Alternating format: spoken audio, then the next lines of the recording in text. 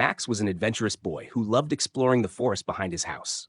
One afternoon, as the sun shimmered through the leaves, he stumbled upon something unusual, a marble shimmering in all the colors of the rainbow.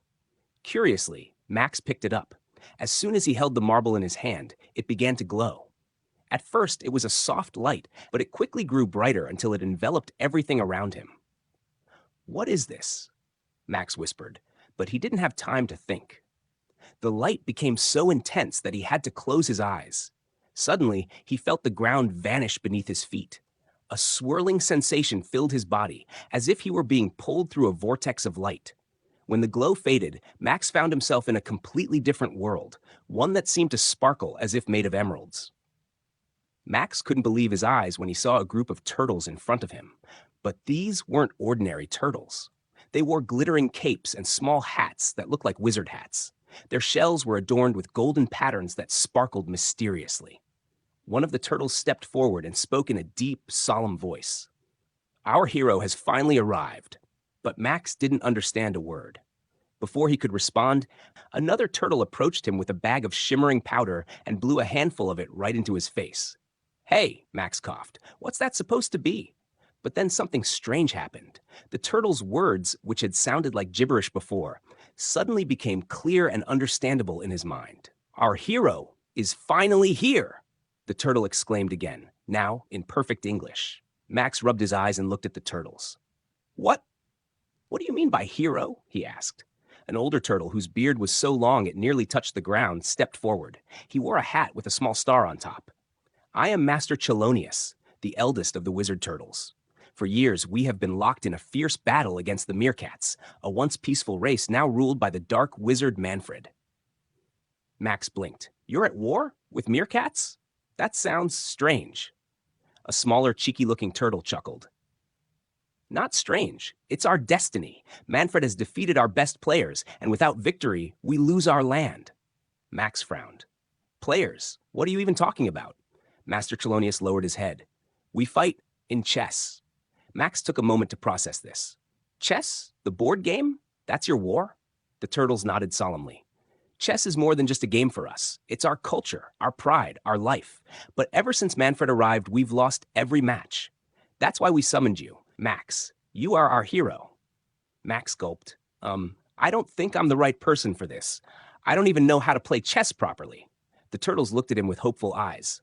"You will learn," said Chelonius. "Fate has brought you to us." Reluctantly, Max agreed to the adventure. The wizard turtles set up a giant chessboard in a clearing and began teaching Max the basics. Sheldon, the cheeky turtle, showed him how the pieces moved, while Chelonius explained strategies. "This is not just a game, Max," Chelonius said. "It's a battle of minds. Your moves are your weapons." Max tried his best, but he made many mistakes. "This is impossible," he cried when Sheldon captured his king with a queen. "Patience," Chelonius said. "We turtles are slow but persistent.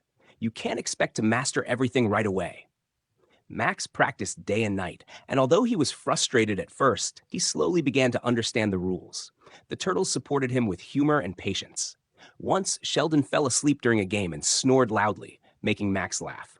Still, Max felt uneasy. "I'm not a hero," he muttered to Sheldon one night. "I'm just a kid." Sheldon smiled. Sometimes a hero is simply someone who tries. The day of the great duel arrived. Max stood on a gigantic chessboard made of glowing stones. On the other side waited Manfred von Erdmont, a meerkat in a dark cloak whose eyes sparkled with arrogance. "So this is your great hero?" Manfred sneered. "A human? Ridiculous!" Max swallowed hard. He didn't feel ready, but the turtles cheered him on. "You can do it, Max," Sheldon called out. The game began. Manfred was quick and calculated every move carefully. Max fought as best he could, but it seemed like Manfred could predict every move he made. "You're weak," the dark wizard taunted. Max felt tears welling up in his eyes, but then he remembered Chelonius's words. "Don't overthink. Sometimes the simplest move is the strongest." With a bold step, Max moved a pawn straight into the center. Manfred stared at the board.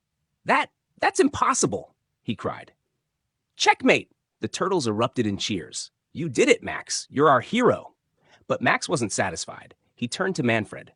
"Why are we fighting in the first place? Can't we just live in peace?" Manfred looked surprised. "Peace? Why would I make peace with these turtles? They've never respected me." Max crossed his arms. Maybe because you never gave them a chance. What if we use the chessboard as a symbol of friendship instead of war? Manfred was silent for a moment, then nodded. Maybe you're right, boy. All I ever wanted was for my meerkats to be taken seriously.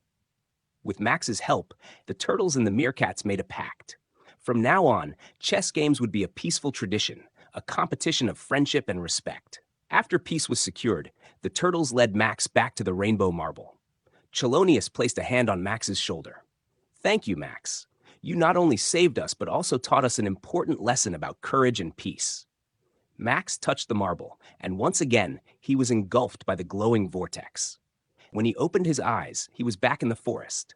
The marble lay quietly in his hand, no longer glowing. Max smiled and tucked it into his pocket. Maybe I am a hero after all, he murmured before heading home.